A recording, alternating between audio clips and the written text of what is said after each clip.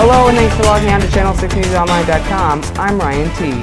Historical healthcare reform legislation was finally passed a few days ago, and just yesterday it was signed into law.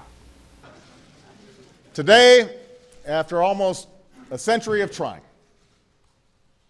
today, after over a year of debate, today, after all the votes have been tallied, health insurance reform becomes law in the United States of America. The bill I'm signing will set in motion reforms that generations of Americans have fought for and marched for and hungered to see. It'll take 4 years to implement fully many of these reforms because we need to implement them responsibly. We need to get this right. But a host of desperately needed reforms will take effect right away, this year. Joining me now on the phone to discuss how this piece of legislation will impact their constituents is New York Representative Nita Lowey of New York's 18th District. Hello, Congresswoman Lowey. It's nice to speak to you again. Always a pleasure. Okay, so what's your overall reaction to last night? It was a pretty amazing night with this historic piece of legislation that probably hasn't been seen, something like this hasn't been seen in at least 50 years. What's your overall reaction to this? Really quite a moment last night. Landmark healthcare reform, the House passed it. It's been, I think, over 100 years where former speakers have been trying to do this, but we got it done.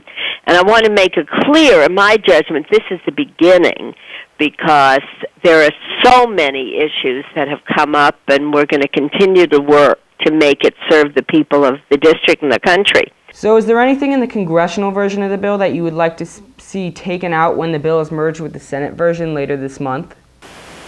Look, I was not that happy with the Nelson provision in the Senate bill because I felt that the federal law, the Hyde Amendment, is clear that there are no federal funds that are going for abortion.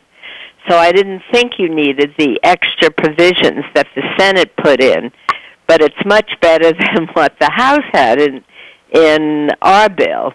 And even STUPAK accepted it. He was leader of those who were trying to defeat the bill because he didn't feel that federal funds for abortion clearly were outlined. But now, once he was happy, then the bill was passed. But let me just say this. Right now, you can't make any more changes because the Senate bill was adopted by the House, the reconciliation bill was adopted, which improved the amount of money coming to New York. Do-good estates like New York will get a better deal with the changes and what money comes to New York through the Medicaide reimbursement. But I'm open to everything, and I'm hoping to see some tax improvements, and they could be made in the future. So if anybody finds some good areas where we should change, let me know. Okay, well, so as you know, the bill is a big bill. It's around 150 pages, and it's chock full of legislation, new healthcare regulations, and different types of legislation. What part of the bill do you think will impact your district the most? The most? First of all, I would say creating the exchanges to get all those. And you know, there are a lot of women, especially older single women whose husbands might have passed and they're stuck without any health care. And you just go, if you're 55, 60 before Medicare, it's pretty hard to find someone who will insure you. So through this exchange, women in that category can get insured. And I think that's really, really important.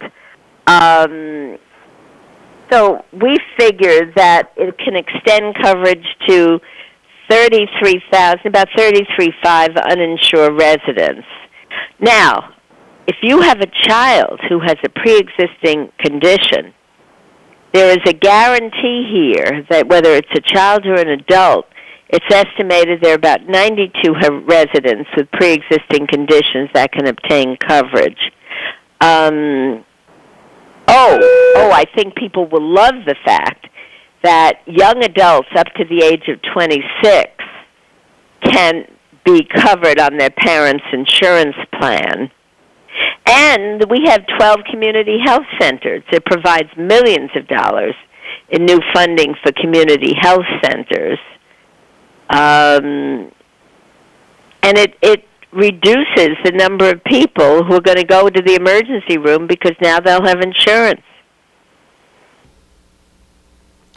So what was the whole president's position here? I mean, I know he was the one who pushed for legislation and pushed and pushed and pushed, and he really made this come to life. But then after the whole Scott Brown situation, he kind of went away. What was his key role in this playing out? Well, the president made hundreds of calls, lots of calls, and he gave an amazing speech to the caucus. Feels like I've been here all weekend. Thank you for helping me. Saturday, before the Sunday vote. I don't know. It was televised. Did you see it? Yeah, it was an amazing speech. But I think the amazing hero here is Nancy Pelosi, because there were many different views, and she just was determined, and she reached out, and she worked in a collaborative way. So Nancy was determined to get this done because she felt after 100 years of every president trying to pass health care reform that she had to do it. So between the president making calls, talking to people, meeting with groups, and Nancy Pelosi doing the same, they managed to turn it around. That is a good point, and as you saw, right when she walked into the chamber Sunday night, she gave that great address talking about women and how they're getting beneficial rights to this, and a bunch of good points there. Another highlight of the night, though, was when Representative STUPAK was addressing the chamber, and Representative Noggenbauer, a Republican of Texas, yelled, quote, "baby killer." What's your take on that? I mean, I know a lot of people were pretty disgusted by that.